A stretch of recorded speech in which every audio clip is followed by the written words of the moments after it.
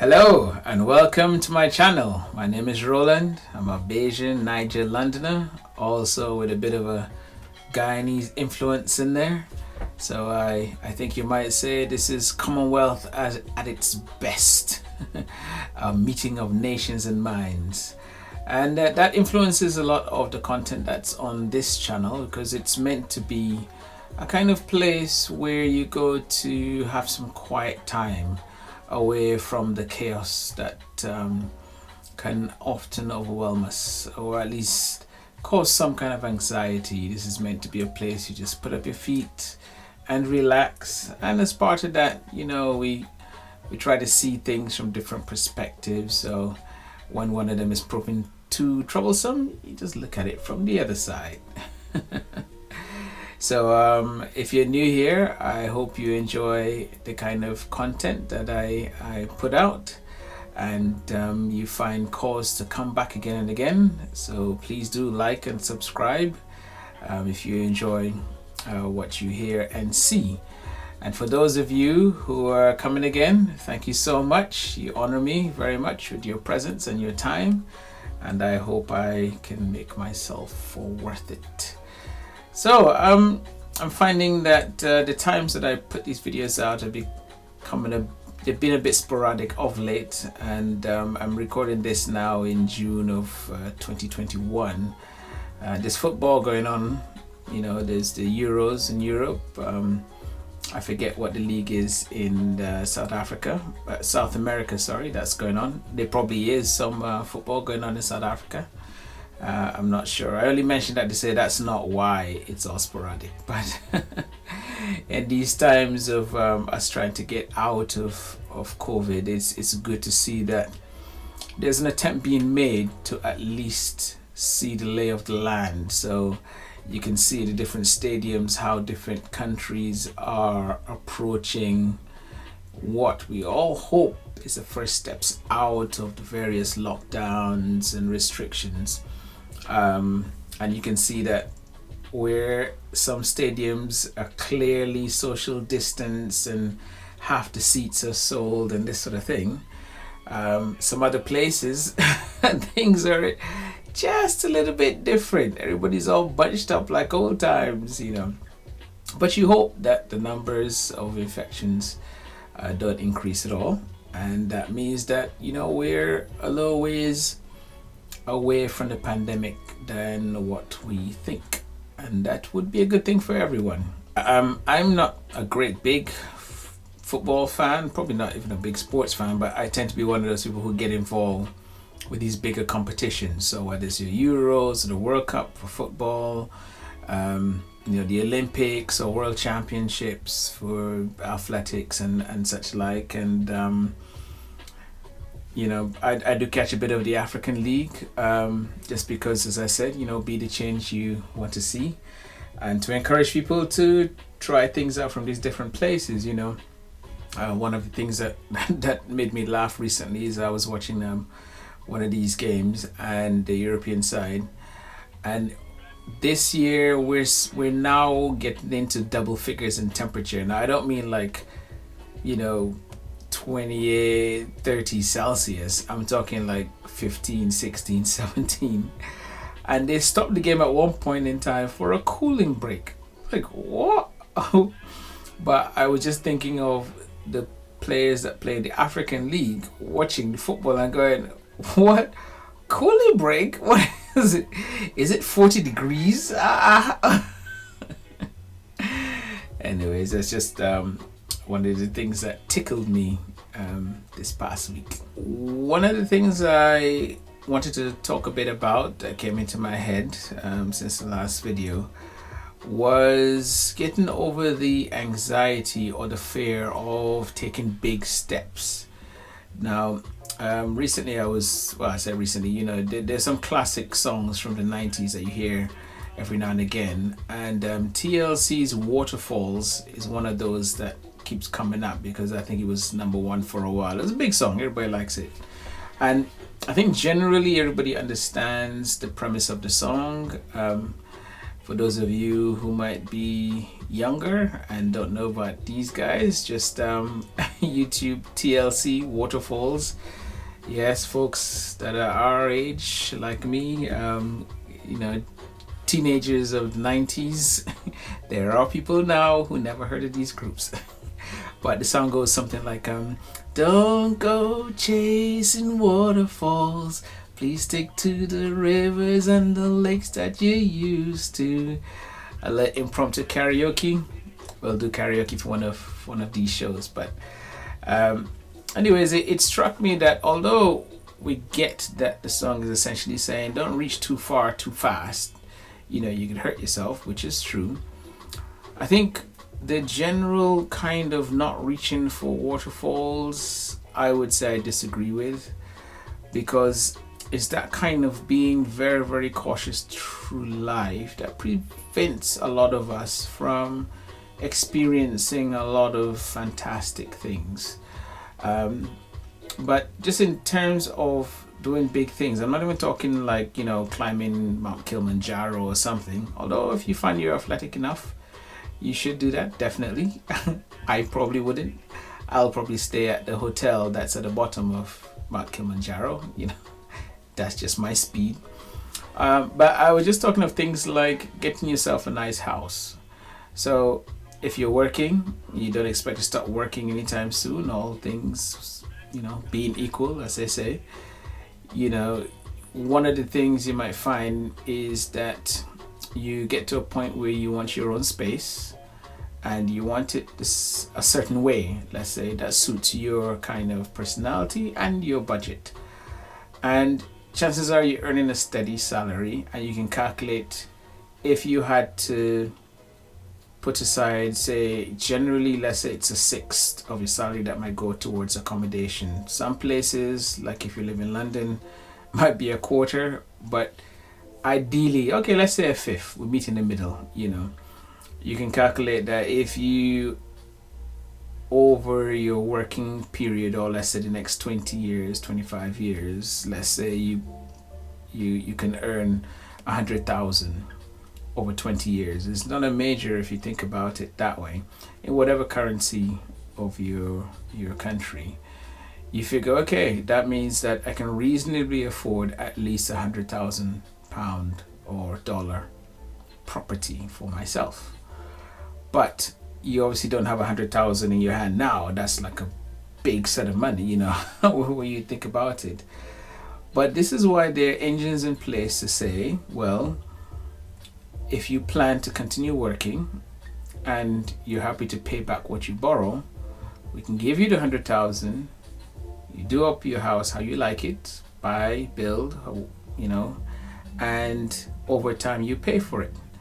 And it's not that it's a straightforward transaction, because obviously a lot of things could change over that time, but the idea is your house accrues value, and if for any reason you found yourself needing to sell or get some money out, that's there. But at the very minimum, you get to enjoy a house that you want. But I think a lot of people who can afford to take that mortgage out are just really hesitant, and just the idea of owing someone so much money for so long, it's not something that a lot of us have been trained or brought up with to be comfortable with.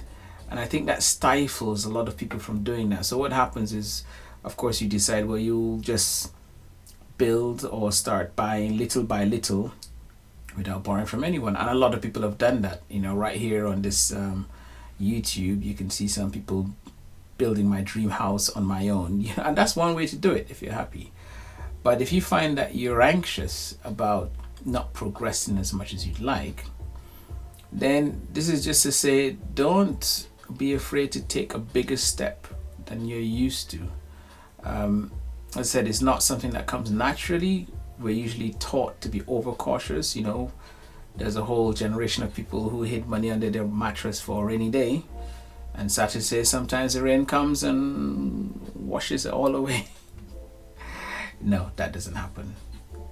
This is not meant to be that kind of thing. We think positive here.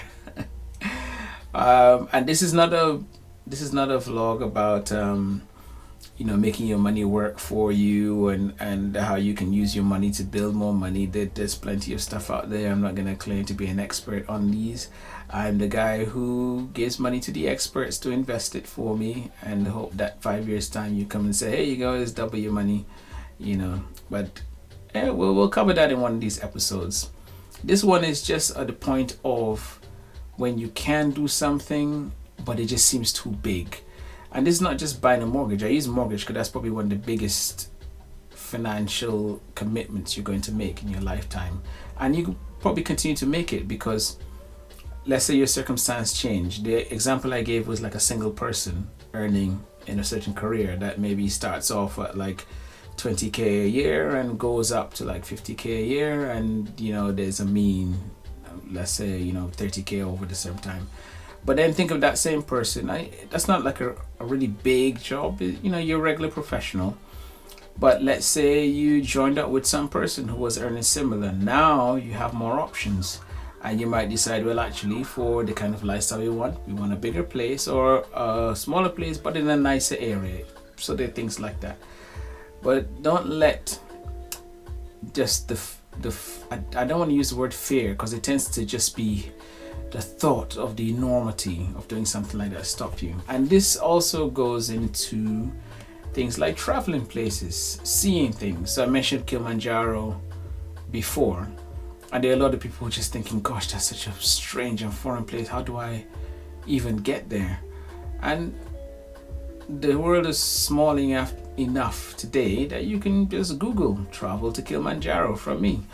You can just call up your local travel agent. You can do it all yourself. You can find somebody in Kilimanjaro to I say in the area of there, and there are a lot of similar things. You might want to go somewhere and live for a while. So somebody maybe living in Namibia might think, ooh, I wonder what's going on in Vietnam, let's say, and that person might think, oh gosh, but just the idea of it. But you have the desire to do it. A lot of the time you have the means. It's just that thing to make that extra step. This can be career as well. You want to change career, but the idea of it seems so big. You just got to go for it. You've got this one life to live. Obviously, I'm not one of those people who say, live like there's no tomorrow. That's a bit of a nonsense, because there is tomorrow and your bills will be there tomorrow. So don't just spend it all like, you're going crazy or something. But don't plan too much. Don't leave everything till everything is just right. Sometimes you got to get out your comfort zone, mainly because the rewards after you do can be so wonderful when you do that. What is getting that nice car that you thought, oh, it's like a nice car, but why would I want something like that? I think you're afraid to want something big, and there's nothing wrong with that. So thing for the day is you're thinking about it. In theory, you're able to. Nothing in particular is stopping you. You're just thinking, well, in case things go wrong in future, you can't control that, man. You can just work with now and leave yourself some leeway to continue growing and building. So just go for it, baby. I'm recording this. It's Father's Day. That's the one thing that's, I think, the same all over the world. Got me a nice card. Let's see if you can see that. Yeah, that's me, baby. I'm cool. Of course, it's my dear wife that's organized that. My boys are still 5 and 7. They don't know how to say yet, Dad, give us some money. Oh no, I lie, because just now we were at just went for lunch in like a pub here, and they have one of these machines that you put some money in, like a pound or something, and you get like a little, whatever it is. Parents always think not worth the pound that you're paying, but a little something for the kids, keep them happy. Pound is worth your time. But my youngest one just comes and announces, oh, can I have some money? He wants somebody, yeah, a penny. Like, oh, okay, a penny. Yeah, what do you want a penny for? I want to put it in the machine to get something. Of course, we know it probably isn't a penny, most likely a pound. We said that to him, son, I think it's a penny, maybe a pound. Okay, can I have a pound then? So Yes, I'm not sure what made me. Oh yes, they're not young enough to buy me stuff yet,